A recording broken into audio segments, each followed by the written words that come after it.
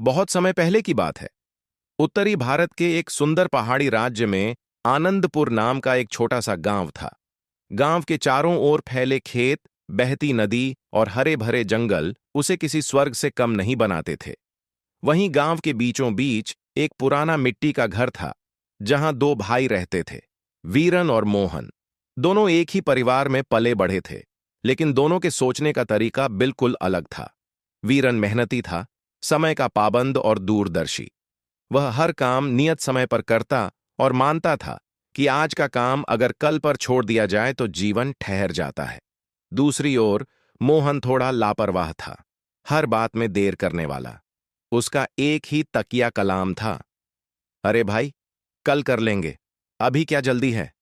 गांव के लोग अक्सर कहते थे कि मेहनती और सुस्त की जोड़ी बस यहीं देखने को मिलती है। मगर दोनों भाइयों में प्यार बहुत था। वीरन अक्सर मोहन को समझाता कि वक्त किसी का इंतजार नहीं करता, लेकिन मोहन हर बार मुस्कुराकर बात टाल देता। एक साल जब बरसात जल्दी आने की खबर फैली, गांव के किसान अपने अपने खेतों में जुट गए। वीरन ने उसी दिन हल उठाया और खेत की जुताई शुरू कर दी। सूरज चढ़ने से पहले ही उसका खेत तैयार था। उसने बीज बोए, सिंचाई की और खेत को संभालने लगा। मोहन को देखकर लोग बोले कि तू कब शुरू करेगा। वह हमेशा की तरह हंसकर बोला, अरे, अभी तो ठंडी हवा चल रही है, जब सूरज तेज होगा तब करेंगे। बीज तो भागे नहीं जा रहे। वीरन ने सिर हिलाकर कहा, बीज नहीं भागते मोहन, पर वक्त भाग जाता है। लेकिन मोहन ने उस बात पर ध्यान नहीं दिया। दिन बीते और बारिश समय से पहले आ गई। वीरन की फसल हरी भरी लहराने लगी, जबकि मोहन के खेत में कीचड़ और खरपतवार के अलावा कुछ नहीं उगा। जब गांव में व्यापारी आया और अनाज खरीदने लगा, वीरन का घर सोने जैसी बोरियों से भर गया। मोहन ने सिर झुकाकर कहा, काश मैंने तेरी बात मान ली होती। वीरन ने बस मुस्कुराकर कहा, समय बीत जाने के बाद पछताने से कुछ नहीं मिलता। कुछ महीनों बाद एक और मौका आया। राजधानी से एक बड़ा व्यापारी व्यासचंद गांव पहुंचा। उसने घोषणा की कि जो किसान अपना अनाज और लकड़ी समय पर तैयार करेगा, उसे दुगुने दाम मिलेंगे। वीरन तुरंत तैयारियों में लग गया। उसने अनाज साफ किया, धूप में सुखाया, लकड़ी काटी और सब कुछ चौपाल पर सजा दिया। मोहन ने फिर वही पुराना बहाना बनाया, 2 दिन बाकी हैं, कल कर लेंगे। पर अगले ही दिन बारिश आ गई। सारा अनाज गीला हो गया, लकड़ी सड़ गई। जब व्यापारी आया, वीरन का अनाज देखकर खुश होकर बोला, वाह, इतनी साफ और सुगंधित फसल मैंने कहीं नहीं देखी। मैं सब खरीद लेता हूं। और वीरन को दुगुने दाम देकर चला गया। मोहन की बारी आई तो व्यापारी ने सिर हिलाया और कहा, यह तो बेचने लायक भी नहीं है।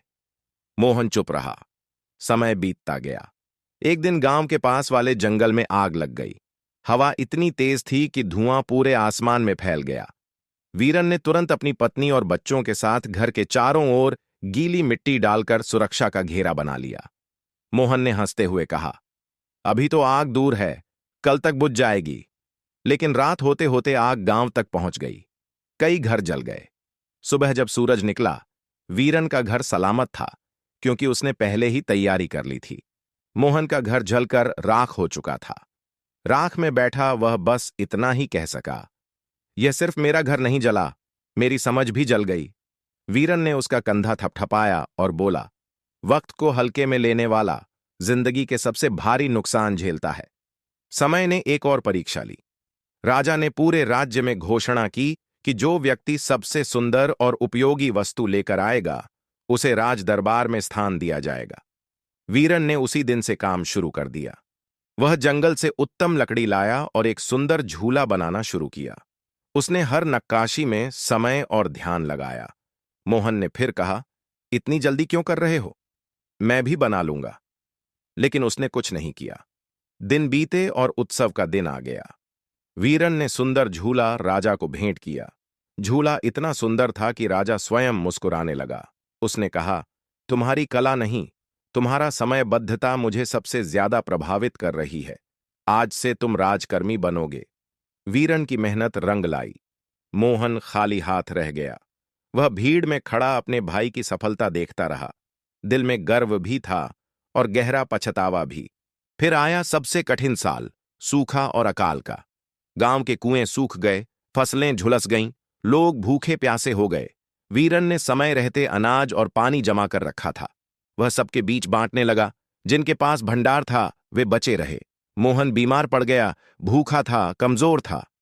वह वीरन के दरवाजे पर आया, आंसू भरी आंखों से बोला, भाई, मुझे माफ कर दे। अब समझ आया कि मेहनत सिर्फ काम नहीं, सुरक्षा भी होती है। वीरन ने पानी पिलाया और कहा, समय एक नदी है मोहन, जो बहती रहती है। जिसने सही समय पर नाव चलाना सीख लिया वही किनारे पहुंचता है, बाकी लोग किनारे देख ही नहीं पाते।